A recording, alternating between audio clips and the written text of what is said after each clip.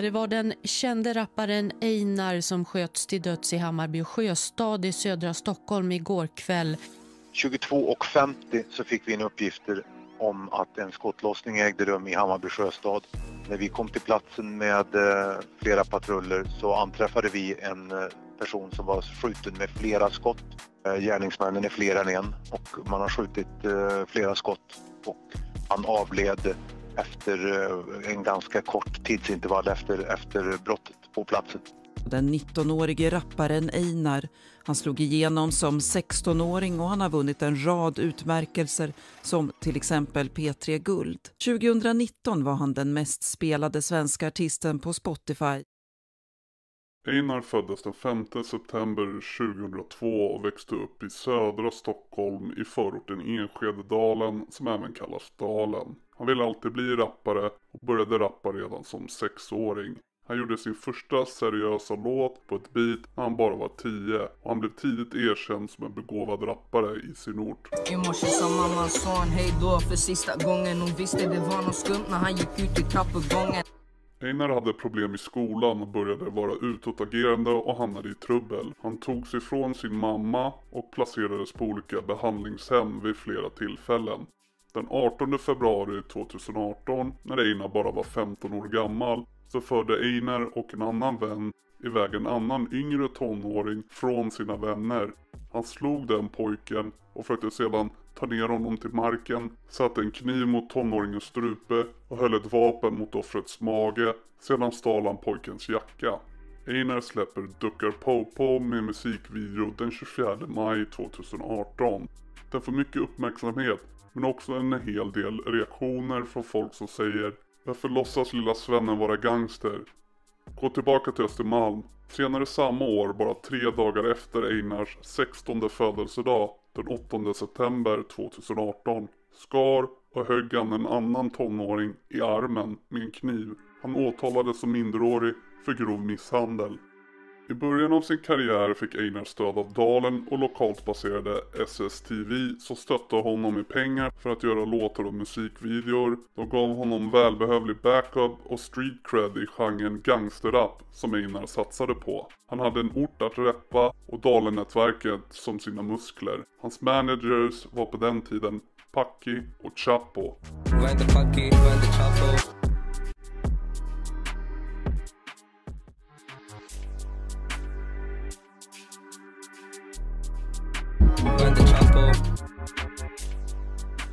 Den 16 december 2018 sköts Einars nära vän och manager Packi ihjäl inne i en lägenhet i Dalen. Minst 7 skott avlossades och Packi sköts i bröstet och i huvudet flera gånger. Packi har gått bort bror, jag pratar inte strunt. Du fattar inte brorsan, det bara hände av en slump. Jag kan inte säga vem som, bror du kommer att bli dum. Min bror Packi lever kärnpåfall. Den påstådda skytten visar sig vara Einars andra manager med smeknamnet Chapo. Chapo åtalas för mordet på Packi, men han blev frikänd i tingsrätten och sedan även i hovrätten. Einar fortsätter att släppa flera låtar och videor på YouTube, men det är inte förrän i januari 2019 som rapparen exploderade när han släppte låten Katten i trakten. Runt den tiden blev Einar inblandad i en rap-beef när han och en annan rappare som heter MPL gick fram och tillbaka online och på sociala medier med disslåtar, förolämpningar och hot. På min mamma, du är misslyckat fall. Du tatuerar in en tår och spelar ball. Du är golare, mannen, både du och jag vet allt. Så säg till din familj att hålla sig inne, för den vi får tag på, jag svär han försvinner. Och kom du ihåg, jag åt upp dig som dinner. Du gav mig 30 000, klart att du brinner. Och by the way broder, imorgon jag rymmer. Jag svär när jag slog dig, det var bara syndre. Du sa till mig, sluta jag ber dig, du vinner. Och när jag tappade dig, jag skär upp din kindre. Kackan slog sönder dig bror, jag var där. Efter din video, din skalle är värd. Vi skjuter, vi slåss och vi skär. Mannen, du vet ingenting om det där. Einar och MPL hade tidigare samarbetat på en låt med Dilly D som släpptes i början av 2018, men de två rapparna fick problem med varandra efter detta av oklara skäl. Vid ett tillfälle laddar Einar upp en story på Instagram där han är beväpnad med en pistol och säger att han letar efter MPL.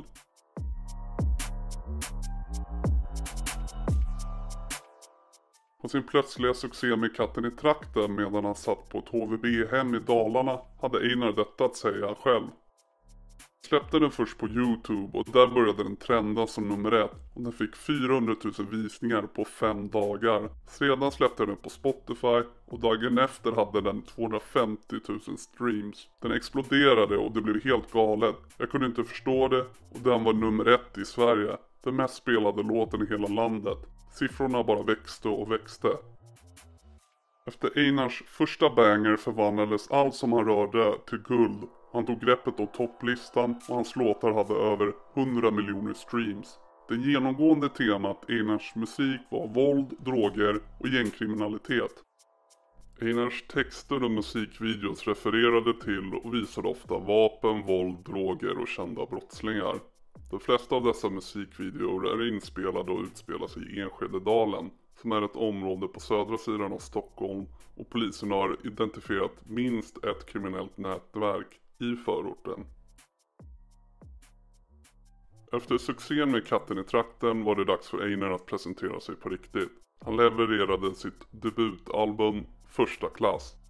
Albumet hade features från rapparna K27 och Adam. På skivan fanns bland annat det prisade titelspåret Första klass som idag har över 50 miljoner streams. Tidningen Expressen rapporterade att Einar på bara 10 veckor under hösten 2019 hade ett 60-tal listplaceringar, vilket totalt krossade all konkurrens. Efter det extremt framgångsrika året 2019 då gangsterrapparen Einar i princip blev Sveriges guldgosse, han fick beröm och blev hyllad i media, på tv och i intervjuer. Han blev Sveriges mest spelade artist extremt snabbt och hans snabba uppgång i efterhand kanske var för mycket att hantera för en 16-årig pojke. I slutet av 2019 hade Einar släppt både sitt debutalbum Första klass och hans andra album nummer 1 som släpptes på rapparens födelsedag. I början av 2020 vinner Einar priset för årets nykomling vid Grammisgalan. Dessutom vann han även årets hiphop.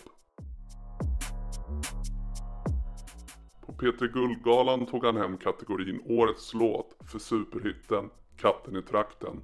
Katten i trakten, Einar. Oj, oj, oj, vad händer P3, vad händer Gbg, är det bra eller? Men jag vill bara tacka till min familj, till min mamma, till min pappa, till mina bröder. Tacka till grabbarna, shoutout till Dalen. Men samtidigt som Einar har enorma och tidigare osedda kommersiella framgångar som rappare och artist försämras hans personliga relationer. Det råder en tvist om pengar där skivbolag, produktionsbolag och kriminella element som stödjer Einar tidigt i karriären känner sig blåsta på sin investering när Einar börjar generera miljoninkomster. Detaljerna och historierna skiljer sig åt, men Einars mamma ska ha startat ett annat företag, NS1 Production Scandinavia AB, för att Einar ska kunna släppa musik lagligt utan att bryta sitt tidigare kontrakt, och då kan han behålla alla pengar som kommer in för sig själv. Detta gjorde hans tidigare vänner, folk på gatan och finansiärer väldigt upprörda. Einar förlorade sin backup och var nu sårbar för att bli attackerad. Einar kände sig däremot förrådd av vad han trodde var hans nära vänner när alla tog avstånd från honom. I april 2020 tror Einar att han går till en studiosession med skarpnäckrapparen Haval, men han blir istället kidnappad av det kriminella nätverket, Vårbynätverket.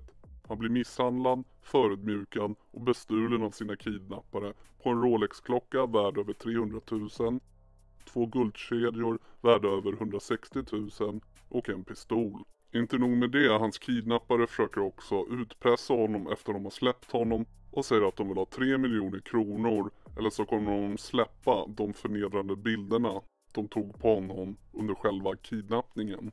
När utpressningen inte verkar fungera kontaktar Vårbynätverket ett annat gäng, Rissne-nätverket, ledd av Gringo, och betalar dem för att en bomb ska byggas. De vill lägga och spränga bomben utanför Einar eller hans föräldrars hem.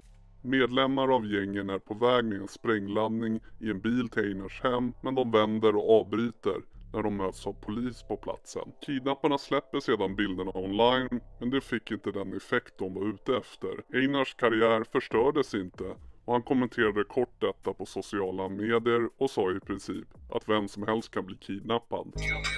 Vad händer Instagram, era bröder här. Walla, jag har en sak att säga till er bara. Alla där ute kan bli kidnappade, alla där ute kan bli slagna, alla där ute kan bli, jag vet inte vad, brorsan. Men Benny, man mår bra, du ser, jag är i liv och ingen kan göra det jag gör. Så jag kommer fortsätta så länge jag står på benen, brorsan. Bror, säg free Mike, shoutout broder Cardo, shoutout broder Namo. Istället för att betala kidnapparna gick Einar för skydd till May-nätverket och Västerås-nätverket som är ärkerivalerna och number one ops för Vårby-nätverket. Han påstås betala dem en kontant klumpsumma och vinstprocent på sin fortsatta musikkarriär. Free Mike, free Namo, free Ali, free Allan, shoutout Cardo. Encrochat var ett Europabaserat kommunikationsnätverk och tjänsteleverantör som främst användes av medlemmar i organiserad brottslighet för att planera kriminella aktiviteter. När Encrochat-nätverket blev knäckt av fransk polis så blev gängens kidnappning av Einar avslöjat för svensk polis och goda bevis för brottet fanns. Sedan Einar aldrig rapporterade denna incident till myndigheterna och har aldrig samarbetat med brottsbekämpande myndigheter. Under polisens arbete med fallet avslöjades att en annan berömd rappare, Yasin, var inblandad i ett tidigare misslyckat kidnappningsförsök av Einar där Yasins roll var att locka Einar till en specifik plats så att kidnapparna kunde ta honom. Yasin dömdes i rätten och fängslades för sin inblandning i förberedelserna inför kidnappningen. Han har redan avtjänat sin tid och Yasin är en fri man. Yasin är kopplad till och anses vara medlem i det ökända Stockholmsgänget Shotta som har nära band till gänget Filterlösa grabbar, FLG och SSH. En annan berömd rappare och vän till Einar, Haval, tog senare över Yasins roll i den framgångsrika kidnappningen och lockade Einar i kidnapparnas händer. Han kunde ses på bilder när han och Einar anlände till kidnapparnas lägenhet och senare bar Einars guldkedjor. Haval fick ett straff på 2,5 års fängelse för sin roll i kidnappningen och han är nu på fri fot. Haval anses vara nära en av ledarna för ena sidan av Dalen-nätverket med smeknamnet Super Mario. Han anses också just då ha mest kontroll över närliggande kvarter Bagarmossen och Skarpnäck, där Haval är ifrån. Flera andra personer som var inblandade i kidnappningen hade tidigare sett stå sida vid sida med Einar i musikvideor och bilder inte långt före denna händelse. Einar ska blivit rånad minst en gång under pistolhot under hösten 2020. I slutet av 2020 och början av 2021 började Einar dissa Yasin med mest rapparen Haval och andra människor som svek honom både på sociala medier och med disslåtar. I en live på Instagram kallar han Haval för en orm och en goare. Jag står bland jag glider ut i hela Stockholm. Jag är ingen bil, det är sant eller hörde någon gång. Jag har tagit liv, om du vill bete dig som dem. Jag kan ta till. I början av 2021 åker Einar genom Havals ort Skarpnäck i en bil med YK och spelar Havals vers av deras gemensamma låt innan beefen som heter Hell Yeah. Han skickar därmed ett tydligt meddelande till Haval att han är på krigsstigen. Enligt uppgifter svarar personer som är ansvariga för Havals Instagram-konto Einar med en Instagram-story där de står på exakt samma plats som Einar var timmar innan och flashar med vapen. Haval själv sitter häktad vid denna tidpunkt misstänkt för kidnappningen. Einar lägger upp fler stories som svar där det poseras med automatvapen. Den 18 februari 2021 greps Einar för grovt vapenbrott när 2 pistoler hittades av polis i hans hem. Einar släpper en låt tillsammans med rapparen 23 i början av april 2021. 23 backas upp av May-nätverket och det gänget leds av Mike. Och de är i krig med Vårby-nätverket som Einar hatar av uppenbara skäl. I låten Trendsetter dissar båda rapparna Vårby-nätverket. Jag berättar vad vi är, det är grovt, det är jag. Mitt upp en drug deal, försöker puta någon laxin. Den kommer i taxin, I got a big Glock tucked in. De förstår när vi kickar igen RS ifrån Dalen till Vårby. Vi får i fucking R&B och åker upp med hål i. Fråga mina fans, jag har aldrig släppt något dåligt. Den 18 april 2020 skjuts Havals lillebror Dara ihjäl i Kista i Stockholm. Han står utanför sitt hyreshus och röker med sin flickvän sent på natten. Han skjuts flera gånger och 2 maskerade män lämnar brottsplatsen på elsparkcyklar.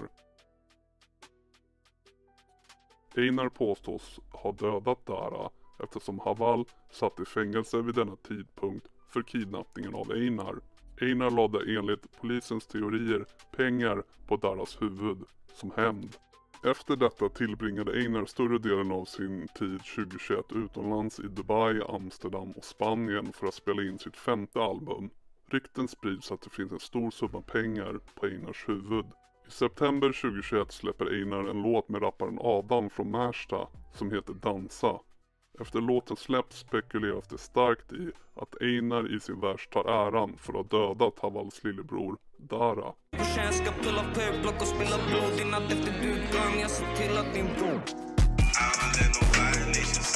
När han återvänder till Sverige efter sommaren ses han ofta tillsammans med den äldre Husby-rapparen Adel. Med Einars egna ord så har Adel fungerat som en mentor och storebror till honom i musikbranschen. Adel har ett långt brottsregister och gängkopplingar. Han var nära Husby hyenor och andra kriminella organisationer i området Husby och Järva. Fram till hösten 2021 hade det förekommit mycket gängvåld i Stockholm och misshandel och skottlossningar och mord låg på toppnivå. Rikta hit. Sådär man. Einar ses även posera på bilder med nyligen nysläpp från fängelset och nu blivande rapparen Dumle som är en gammal vän till Adel. Dumle är medlem i Dödspatrullen som befinner sig i ett brutalt dödligt gängkrig, ofta kallat Shottaz vs Dödspatrullen, som går tillbaka till 2015. Rapparen Yasin som dömdes för inblandning i kidnappningen av Einar är medlem i gänget Shottaz. Rapparen Z.E. ses för den här tiden också umgås med Einar och Adel och Dumle. Detta kan säkert ske som ett ställningstagande om vem sida du står på eller stöder i dessa dödliga konflikter och gängkrig. Många kommenterar bilderna Einar lägger upp på sin Instagram där de oroar sig för vilka han umgås med och säger något kommer att hända honom snart. Natten till 9 oktober 2021 är Einar i sällskap med Adel, Z.E. och andra personer på Norsenschau i centrala Stockholm city. Efter midnatt utbryter ett slagsmål mellan 2 grupper och en 25-årig man och vän till Adel från Husby skadas allvarligt när han höggs med en kniv i nacken och axeln. Einar, Z.E. och hans bror grips av polisen och försöker lämna området. De släpptes dagen efter men var fortfarande misstänkta i utredningen. Hela den här händelsen har varit väldigt hemlighetsfull. Spekulationer om att det blev bråk med och eller om att Einar var skyldig pengar och sedan eskalerade saker och ting. Den 20 oktober 2021. Dumle och Adel är inblandade i en skjutning i Sätra, södra Stockholm, nära en musikstudio. Ingen träffas eller skadas i den här skjutningen. Dagen efter, den 21 oktober, spenderar Einar förmiddagen med rapparen W.C. Barre från Märsta. Aldrig varit på någon lektion, ändå fick hon någon bra. Jag har mer än 1 miljon, jag har mer än vad du har. Fattar ni? Jag bror ska komma till Nisse med tannar och säga att Nisse är min brorsa. Jag behöver inte spela cool.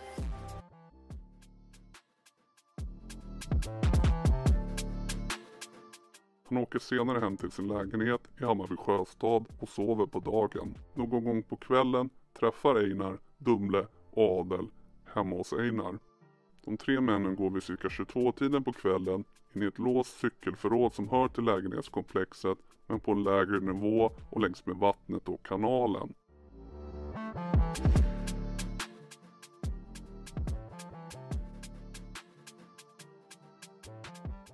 När de 3 rapparna senare går ut från förrådet möts de av skottlossning när 2 maskerade beväpnade män skjuter mot Einar. Adel springer iväg längs kanalen och Dumle gömmer sig i det låsta cykelförrådet.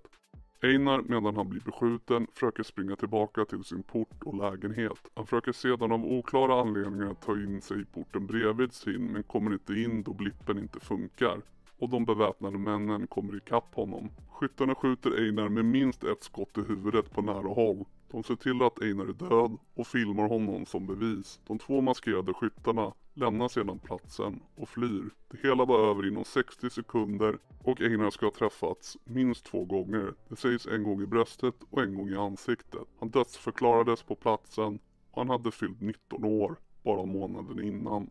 Spekulationer, teorier och rykten har florerat vilt på internet om vad motivet var och vem som ligger bakom mordet på rapsuperstjärnan.